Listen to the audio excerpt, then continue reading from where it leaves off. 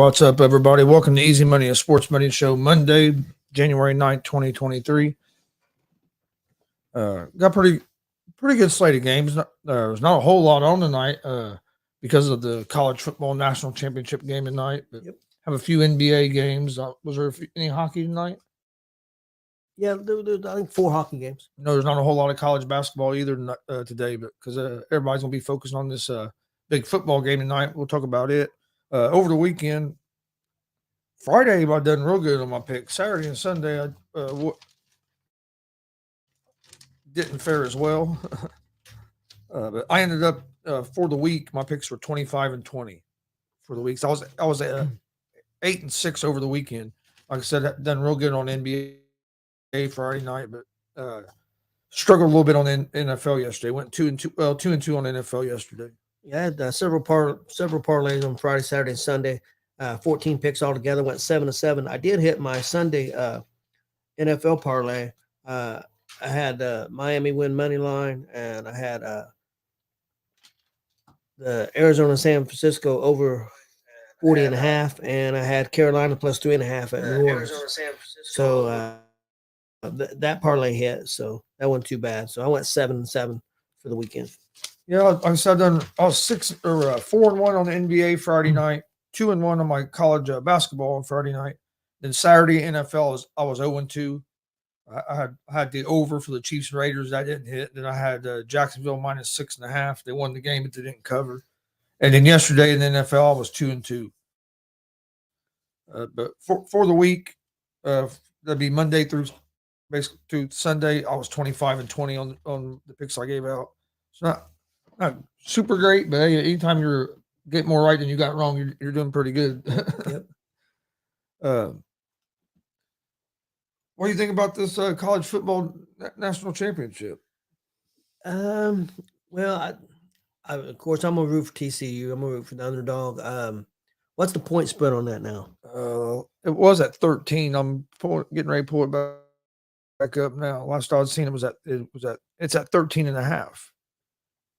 I'm gonna take TCU in the points. I think TCU. The key for TCU to have a chance, they got to do like they did against Michigan. They got to come out of the gate strong. Need to get a lead. Make Georgia come back and hopefully hang on. I think Georgia. I think TCU is going to come out with a strong start, and I think Georgia will wear them down, kind of like they did Ohio State. A lot of things went Georgia's way in that second half. That things could have been different with Ohio State, but it didn't. You know, they had a couple injuries and a couple of calls went against them. Not saying that they got cheated or anything like that. Just sometimes calls go against you. So everything went in Georgia's favor that second half, and they come back and won that game. So I think Georgia's just going to be a little too strong. If TCU can control the line of scrimmage like he did against Michigan, they're going to have a shot. And I think they'll play well. I think they have nothing to lose, that type of mentality. So I'll take TCU in the points. Georgia's a 13.5 point favorite, minus 500 on the money line. TCU's a plus 375 underdog. Over-under for this game's at 62.5. And I saw a thing this morning that if you took TCU to win the national championship at the beginning of the season, you were getting 200 to 1, 200 to 1 odds. I'm just thinking what kind of payday that would be if that happened. Yeah. I think Georgia's going to win the game. I don't like the 13.5 because I can see this game being I think it's going to be a lower scoring game for one. I think Georgia's defense is going to step up and play better this week than what they did against Ohio State. But I just don't think 13.5. I think TCU is capable of staying in the game. I don't think it's going to be a blowout. But what I like the under the 62.5. Georgia's defense usually only gives up around 15 points a game. The rushing defense averages giving up 80 yards a game. What do you think? So I think they're going to slow TCU's run game down. I don't know. I think Georgia's offense is a little bit better. What do you think the score needs to be for TCU to win the game?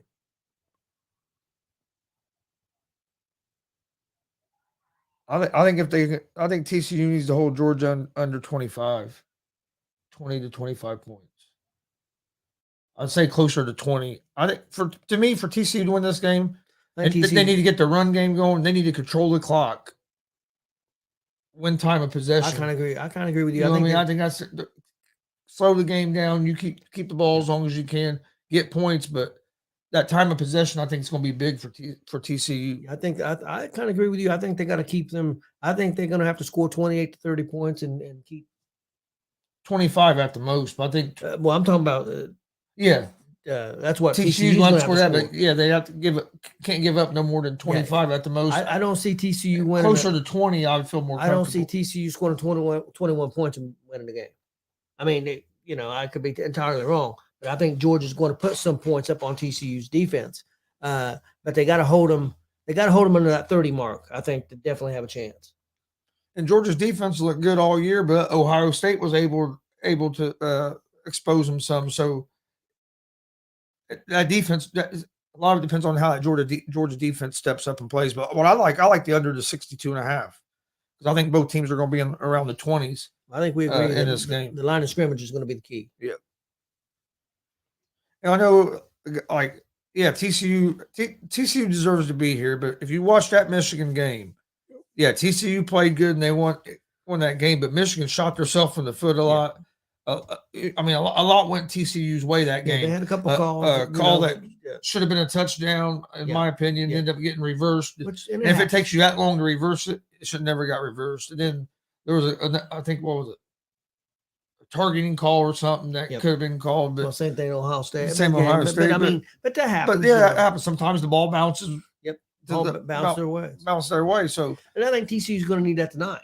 TCU's going to have to be the team that gets the breaks. Like if a fumble happens, they need to recover. But I think it would be great if TCU could pull this off. It'd be great for college football, for a conference that hasn't had a champion. I don't think ever since they went to this kind of system. So that would be awesome. And even not a big name in that conference. TCU is not a huge name in that conference. So I think that would be awesome. I think that's going to help recruiting for other schools. Especially with the program that they got going now. So I think it's a plus, and I think it's a plus. I like the fact that they went to 12 teams. 8 would have been fine, but I think 12 might even end up being better. I think it's going to generate all kinds of money. It's going to generate all kinds of buzz, especially if you get a few upsets. When it comes into play here in a couple of years. I wish it was next year, but I think it's going to be a good thing for college football. Oh no, and like I said, I think Georgia's going to win this game, but I'll be rooting for TCU just because I like the underdog. Plus, it'd be nice to see a different team. Get tired of seeing the same teams winning all the time. But with that being said, though, Georgia's also going for 2 in a row, so that'd be pretty cool too because you don't see that a whole lot in college football. I think Georgia's going to win the line of scrimmage. That's why I think they win this game. But like I said, I don't think it's going to be a big blowout. I think TCU's proven that they're a good team. Like I said, if TCU can run the football and control the time, it's going to make a huge difference. And what people have to remember is that TCU was like 2-12 last year. This is the first-year coach. They got some guys off the transfer portal, and then they're playing for a national championship. So with this new NIL and the transfer portal and everything, teams can go from not being very good to being real good the next season. Now it's not. I don't think it's if you do it the right way, it's not as hard to rebuild as it used to be under the old system. I think the days of Alabama and Georgia and some of these other top schools having the three of the best quarterbacks and 3 of the best running backs and 3 best defensive backs and defensive tackles on the same team is going to be over because they don't have to stay there and set out and wait a turn when they can go somewhere else and play and make money and be a part of a brand and build a brand and get their show their abilities out there and still be drafted high at another school. Things are going to change with college football a little bit, but hopefully for the better. We'll see. I know some people don't agree it's going to be better. I know Alabama's coach don't agree for the better, but I think some parts is for the better, but I also think they're going to have to put some kind of regulations or something, some kind of rule. With the transfer portal and stuff. Yeah, I still think that you should have to set out a year. They have to do something with that and some kind of regulations on the NIL. Unless you're Other coach, than that, but I mean, I like it. I like that there's more teams are going to be competitive. I think unless the coach leaves. Look at the NFL this year. How much parity's in the NFL this Oh, yeah. year, and look how many games still meant something at the end of the season this year.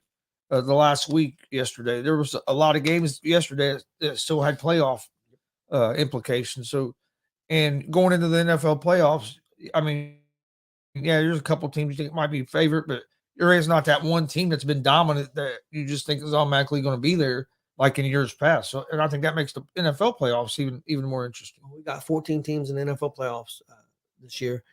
I would say 8 or 10 of those teams wouldn't be a huge shock to me if one of them won the Super Bowl.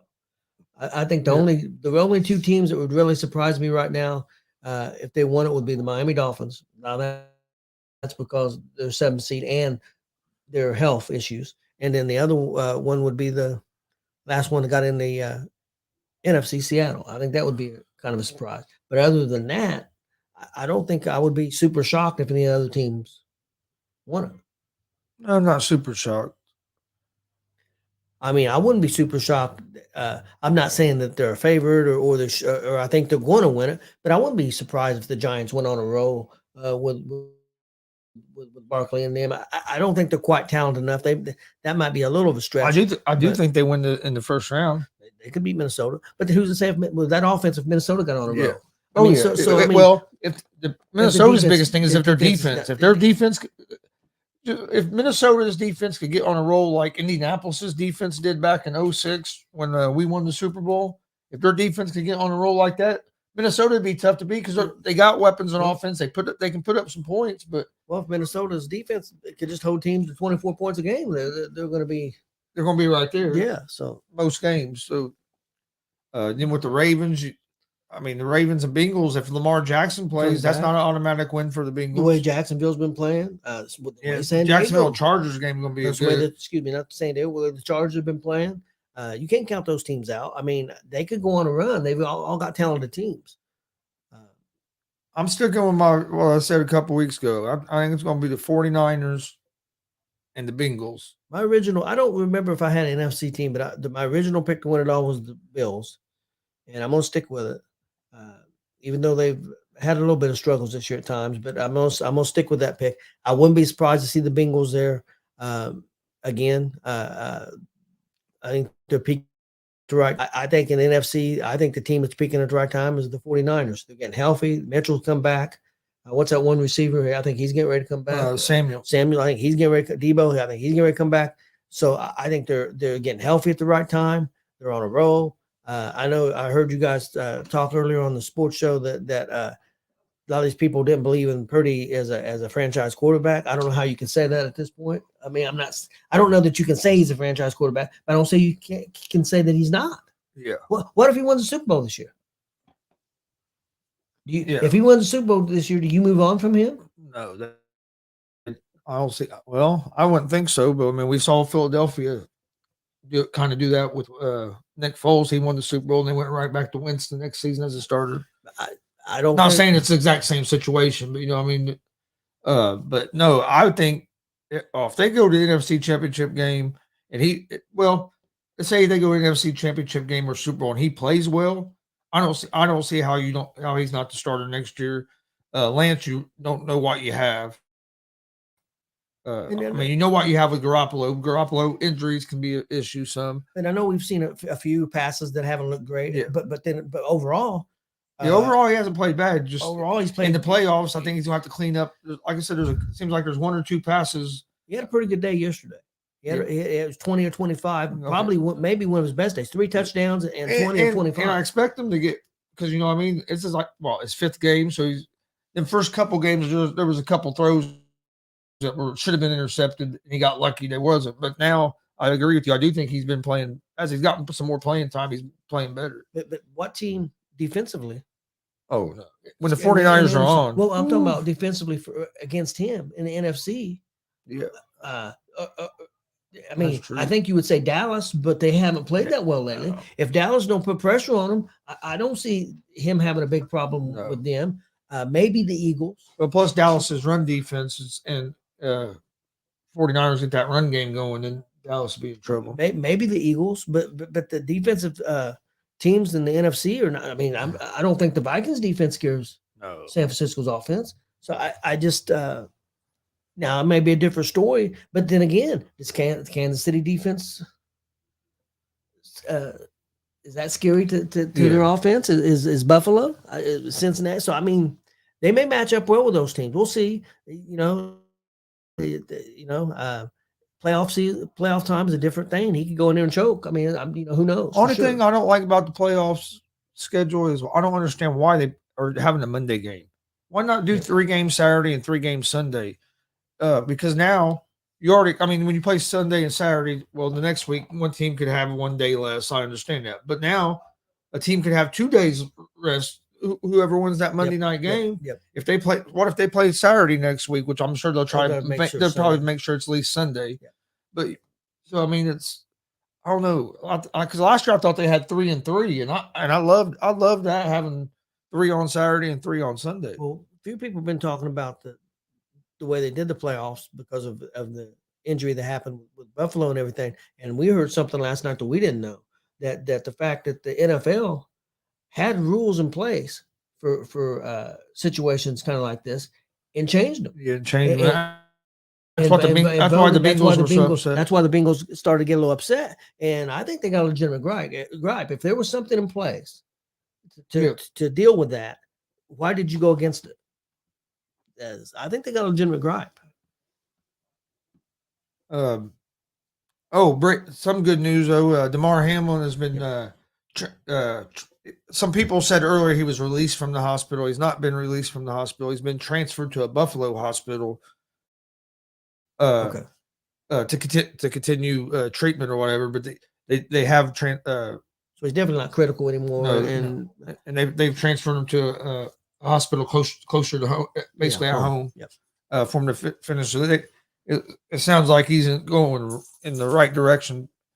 It's crazy. If last Monday, if you told me that this Monday he'd be getting transferred to a different hospital, and probably won't, I would say if things keep continuing, he won't be in the hospital too much longer. A week later, I was like, hell, me and you were talking. I didn't know if he'd be awake yet. Yeah. At that point, you know what I mean? Yeah. If we're to be this far along, it's remarkable. On that subject, have you heard any updates on Patrick Hillis? Or no, I haven't. No, that's what we were talking about. You haven't seen much about him, but I haven't heard anything new about it. Definitely, prayers out to him and his family. I wish there was a little bit more on that. I'm hoping that he'll make it and be okay for him and his family's sake. Guy saved his 2 sons from drowning out in the ocean. So definitely prayers go out to him and good thoughts, and then hopefully he can pull through and get well. Damien, if Purdy does good in the playoffs, do y'all think 49ers should trade Lance?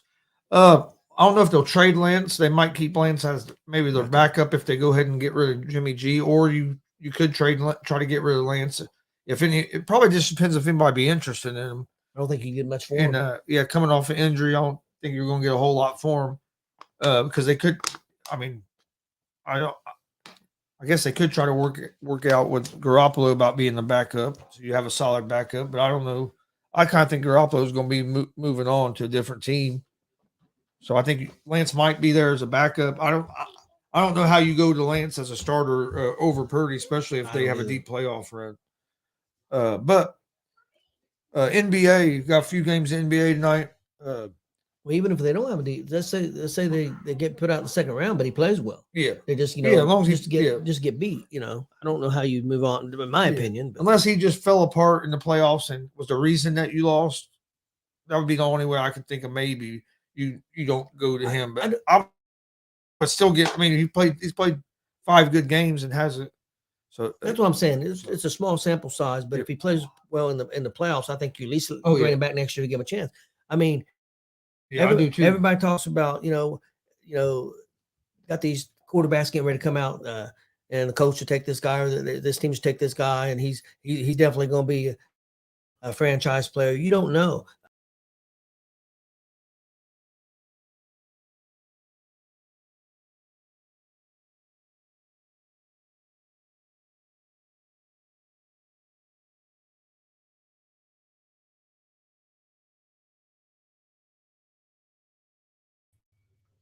So sorry about Okay, that. no, Having a no technical difficulty there. But maybe, Brady may be the great, probably, I would say the greatest of all time. And he was a 6th-round pick. So who's to say? I mean, people say, well, I don't think Purdy's the real deal. I don't know.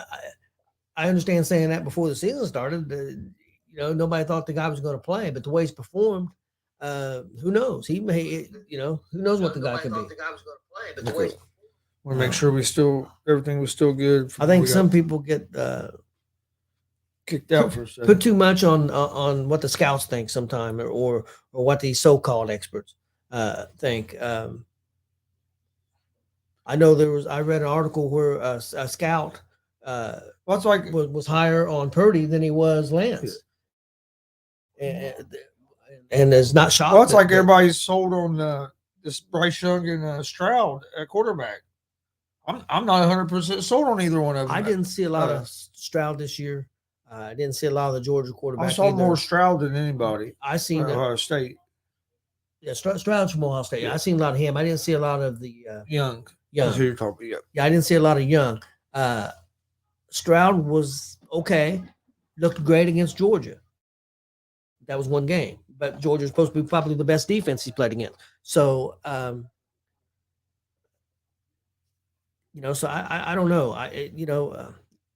I would rather personally, as a Colts fan, I don't think the coach should take either one of those two. So that's just my opinion. And them two could go on to have great careers. That's just from what I'm just my opinion from what I've seen of them. I wasn't a big Zach Wilson fan. You know that I said that from the beginning. He got drafted way too high. But me saying that, and again, I'm no expert. Let's say the Colts bring in Sean Payton, and Sean Payton, he knows quarterbacks, he knows players. Let's say he wants the Ohio State quarterback. He said, "Hey, that's our guy. Let's get." Then I'm like in the Colts situation. I think a lot of it's going to be on.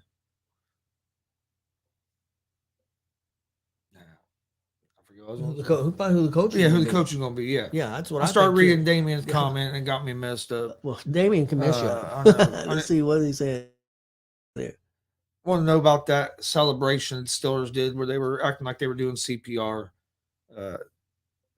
I'll be honest with you, I saw a clip of. I didn't see it. I saw a clip of it last night, but I didn't see like the whole clip. I caught the end of it. They showed it on Sports Center last night, but I was messing around on the laptop, so I haven't really seen the clip. But I guess one of their celebrations, they were acting like they were doing CPR on on one of their teammates. That's awful strange. Yeah, and a lot of people were mad, saying it was distasteful or disrespectful and stuff. But I haven't. I'll be honest with you. I'm surprised it hasn't got as much attention. I'm surprised it hasn't got more attention. I figured you'd hear a lot more about it on all these shows and stuff today, which I haven't watched a lot of TV. I haven't watched any of the talk shows today, so they might be giving it more attention than I know. I've been watching some of this pregame stuff for the championship game tonight. Plus, just got done doing another show. So, why would you do that? Yeah, I don't know why you did. We saw some weird shit yesterday. You saw a guy from Green Bay, Douglas, walk up there and grab the football. And then you saw a guy push an athletic trainer and get kicked out of the game. Well, did you see Saturday when the Chiefs was in the huddle and did the ring around the rosies and then go to the ball? Yeah, what the hell was that? I don't know what that was all about. So I was like, what the hell am I watching? And the first thing I thought in my mind is that legal? Are you allowed it? I guess. It's probably never been done before. Probably. I guess. I don't know. It was really strange. Yeah, I haven't seen it yet, but I think it's very distasteful at the very least. Yeah. I don't know if they meant to be disrespectful. I don't know why you would even do anything. Yeah. I don't know. I'd like to see the whole clip. Like I said, I saw just I don't know like the context. very end I haven't of seen it all. So I only got to see a couple seconds. I'll have to look it up. And, but one thing I do have to say about Pittsburgh, you got to give that team a lot of credit for not quitting this year, and you got to give that coach. Okay. How many seasons been now? 13, 14, 15 seasons? I forget how many with a winning season every year. So you got to give that coach probably one of the better coaches in the NFL. Definitely. All right, let's go through some of these NBA games real quick. First game is the Pelicans at the Wizards. The Wizards are 1.5 point favorites, minus 120 on the money line. The Pelicans are plus 102 on the money line. Over-unders at 228.5. Pelicans are without Zion Williamson but I think Ingram is coming back. Pelicans are 1-4 over their last 5. They're 7-11 on the road this season. They're on a 5-game road losing streak. They're going against a Wizards team that's not going to have Bradley Beal, and the Wizards are 3-2 over their last 5. I think this is going to be. I actually like the Pelicans here at the money line. Washington not having Beal, that's a big deal to me for them. Yes, not having Zion's a big thing for the Pelicans, but if you're getting Ingram back and you still have McCollum, Pelicans are a solid team. So I like the Pelicans on the money line. You're getting them at plus money. There's not a whole lot of nights you get the Pelicans at plus money. Next game is the Milwaukee Bucks at the New York Knicks. The Bucks are 1-point favorites. This game's a pick 'em. Both teams are minus 108 on the money line. Over unders at 221.5. What'd you say the points was on Milwaukee? It's -1. -1. Okay, it went down then. So yeah, they got to have this game as a pick 'em now. The Bucks are 3-2 over their last 5. They will be without Middleton tonight. The Bucks do lead the season series against the Knicks 2-0, and one of those games was in Milwaukee. One of them was in New York. This game tonight's in New York. New York is 4-1 over their last 5, so they've been playing good basketball as well. I like the Milwaukee Bucks on the money line here in this game. And then next game, Bulls and Celtics. Celtics are 8.5-point favorites, minus 350 on the money line. The Bulls are plus 280 on the money line. Over-unders at 235.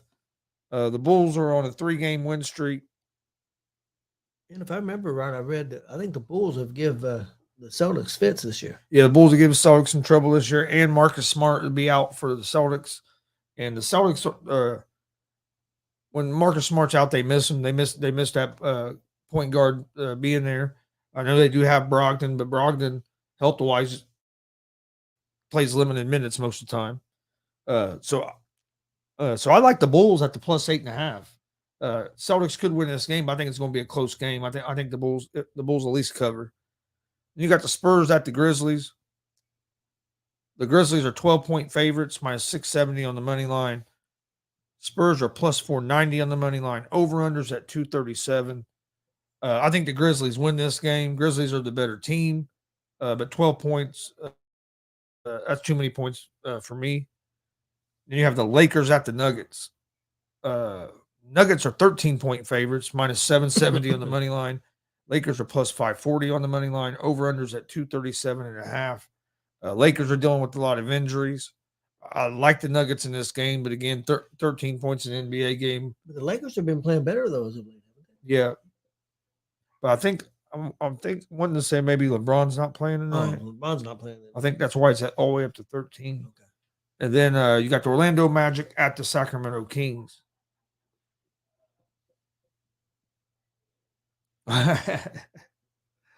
Dave, how'd you do with that Brooklyn bet? That I talked about when we took the Nets. Both of us took the Nets over the Bulls last week. Yeah, we got our ass kicked. Yeah, we did. That's what happened with that. The Kings are 6.5-point favorites at home, minus 240 on the money line. Magic are plus 198 on the money line.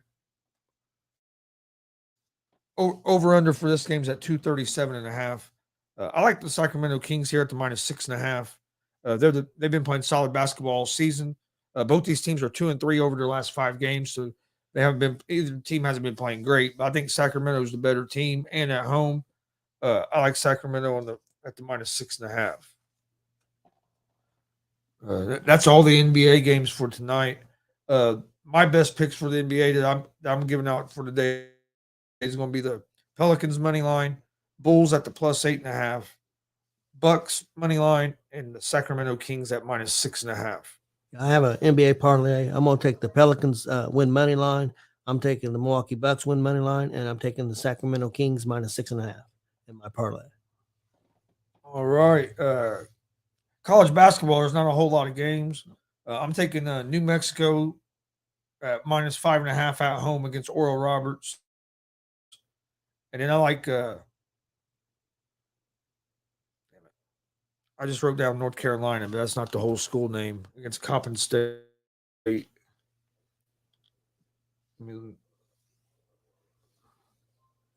North Carolina Central. That's what it is. North Carolina Central minus 2.5 against Coppin State. That's going to be the two games I like in college basketball tonight. I didn't do any college basketball. I won a whole lot there. I did an NHL parlay. I've got the Flyers at the Sabres. I'm going to take the Sabres money line win. I've got the Seattle Kraken on the road at Montreal Canadiens. I'm going to take the Kraken money line win. And I've got the Edmonton Oilers at the LA Kings. I'm going to take the Kings money line win. That'll be my parlay for the NHL. And then in my college football, again, I'm taking TCU and the points, 13.5. Yeah. Just to recap real quick, I'll give out all my picks for today. College football tonight, national championship game. I'm taking the under the 62.5. NBA tonight, I got the Pelicans money line, Bulls money line, or Bulls plus 8.5, Bucks money line, Sacramento Kings minus 6.5, and then college basketball, New Mexico minus 5.5, and North Carolina Central minus 2.5. Was there anything else that we didn't cover that you wanted to? No, I don't think so. We'll get more into the NFL playoff games as the week goes on a little bit. Oh, one thing I did see, I was seeing where the Pacers was only like 2 or 3 games off of what Vegas predicted that they would win all season. Yeah. They were, I think they were only predicted to win 30-something games. They were less than that because I think they've won what now, 20. I was gonna say, yeah, because every day they were. I know the last time I heard they were like 3.5 games. So yeah, they were predicted to win on like 25, 26 games. So yeah, they're doing really well. And then if you look at their players, they've got the top scoring player off the bench. They have the guy leading the league in assists. And this top scoring player off the bench is a rookie. Yeah, and the top player in 3-point making and then Hield. So I mean, they're really playing top 3 blocks in Turner. Yep. Yeah, they're playing good basketball. This team's definitely ahead of schedule. Well, I'd sure like to see them work out something with Turner. I think I'd like to keep. Yeah. He's playing good, especially now you got him surrounded by shooters. Plus, he can shoot from the outside decent as well. But no, we appreciate everybody watching. Please hit that subscribe button on YouTube at GonzoSportsRoom and at the All Sports All Plays Network. Also, like and follow us on Facebook, Twitch, Twitter, Instagram, all at GonzoSportsRoom and at the All Sports All Plays Network. Don't forget tomorrow, 6 o'clock, I think. Yes, 6 o'clock. Tomorrow, 6 o'clock, pro wrestler Luke Savage will be joining us. So it should be a great conversation. So join us for that. He's just getting back home from a big trip out to Colorado. So I'm sure we'll talk some about that. So that should be a great conversation. And on Wednesday, we have another young pro wrestler at 6:30 p.m. Eastern with Zay Gates, the Mississippi Bad Boy Zay Gates. He's been on before, but that's back when probably a year ago, and he was just really getting into the business. He's one of the first ones that you guys had on back then. Yep. So yeah, he's going to be on Wednesday, working on some other interviews and things that's going to be happening. If you missed our live pro wrestling stream yesterday, Summit Pro High Elevation, go check that out. You can find it on YouTube, Facebook, at Gonzo Sports Room. We'll have another show here in a couple weeks. Looking at the wrong calendar, but the 21st and 22nd, that weekend, we have shows Saturday and Sunday for WCWO and then Warrior Pro Wrestling. Yep. But follow us on social media. That's where we post everything about our shows and when we're going to be streaming different interviews and stuff. But we appreciate everybody joining us. We will see you guys tomorrow right around 3:30 for another episode of Easy Money, a sports betting show. Hope everybody has a great night.